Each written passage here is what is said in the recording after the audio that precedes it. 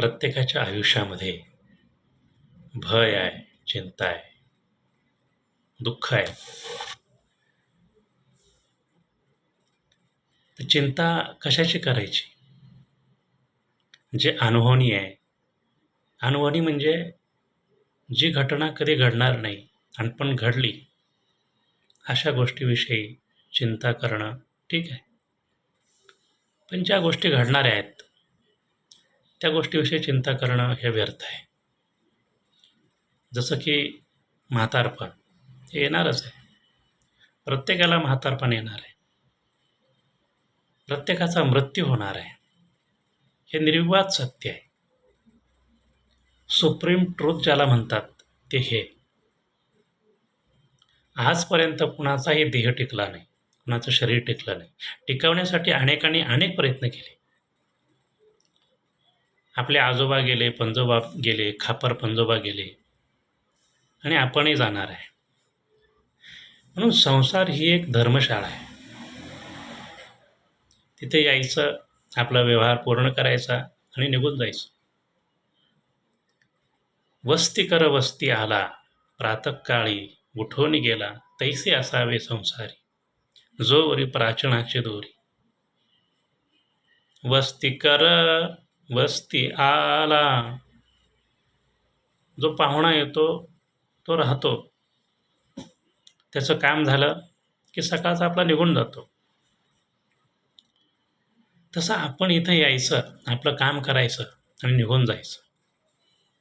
तुम्ही जरी गेले नाहीत तर यम तुम्हाला झोडत मारत घेऊन जातो, तुमची किती इच्छा नसू द्या.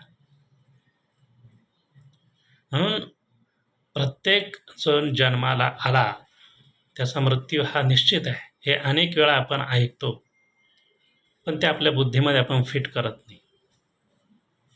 हे केवळ फक्त ऐकतो, पण सोडण्याची तयारी नसते. सोडण्याची तयारी ही गीता करून घेते. म्हणून चिंता कशाचीच करायची नाही.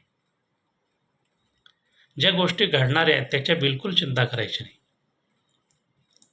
आजपर्यंत सगळे मोठे मोठे कीर्तनकार गेले.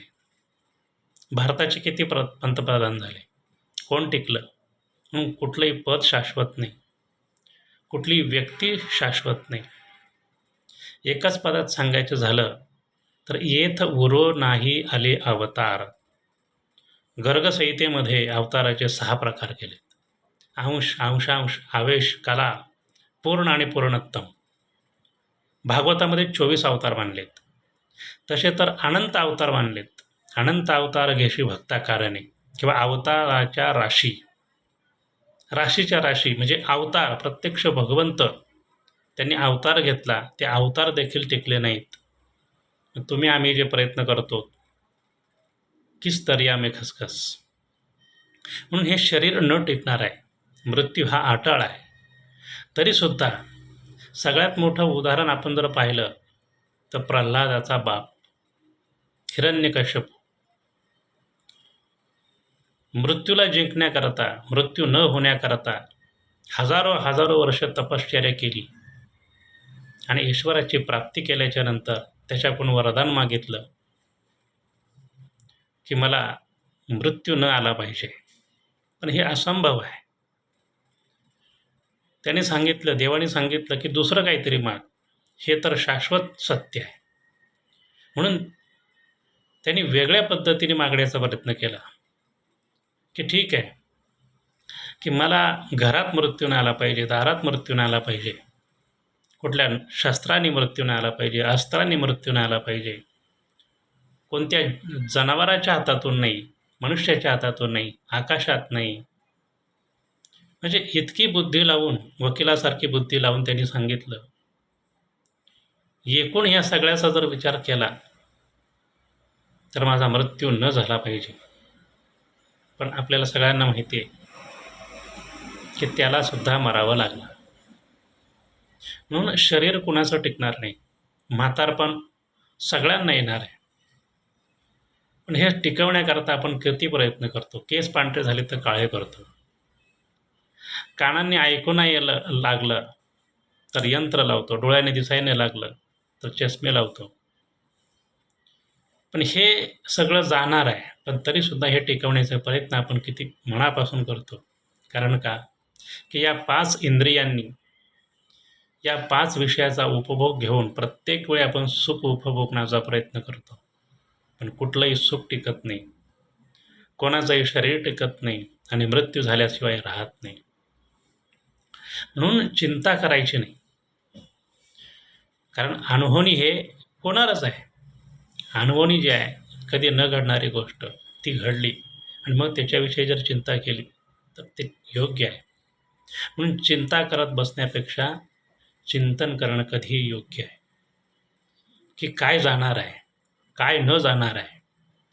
म्हणून सगळ्या शास्त्रांनी आम्हाला सांगितलं, संतांनी सांगितलं, ग्रंथांनी सांगितलं, की काय जाणार आहे आणि काय राहणार आहे. या सर्वाचा सारासार विचार करायचा आहे. एखाद्या ट्रेनमध्ये जर आपण बसलो, अनेक प्रवासी वेगवेगळ्या ठिकाणी चढतात आणि वेगवेगळ्या ठिकाणी उतरतात. म्हणून कसल्या प्रकारचा खेद मानायचा नाही. म्हणावनी म्हणी मानू नये खेद. एकाच ट्रेनमध्ये बसलो, एकाच कुटुंबामध्ये जसं आपण राहतो, व्यवहार सुंदर प्रकारे करायचा, समाजामध्ये एकत्र राहतो, उत्तम प्रकारे व्यवहार करायचा.